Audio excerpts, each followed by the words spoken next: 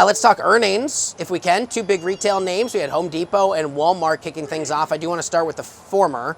Home Depot missing on revenue expectations. That's the first time the company's done so since November of 2019, and then reported a muted outlook for the remainder of the year. What else did we learn from the folks over at HD?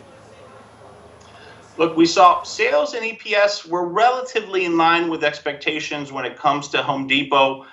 But it really is all about the outlook here, okay? So that is really what investors are focused on, because remember, expectations going into this fourth quarter earnings season were already quite low. So the fact that they're meeting them is not so much of a big deal. We're seeing the top line coming in line again. That's a theme that we've seen throughout. It's really all about the guidance, but Home Depot's guidance seems to be more specifically something idiosyncratic to the stock itself. Whereas with Walmart, for example, which I'm sure we're going to talk to you about right now, that doesn't seem to be the case.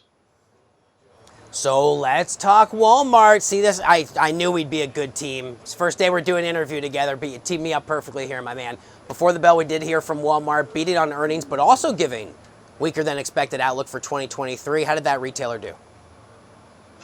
Yeah, so it's pretty much the same story here. We came in relatively in line, both on the earnings side and revenue side. So you're sort of seeing a continuation of that theme that we discussed earlier. But what we're seeing with Walmart here is that their guidance came in much lower than what expectations were. So that is something that actually might weigh on that realtor, on that retailer a bit more.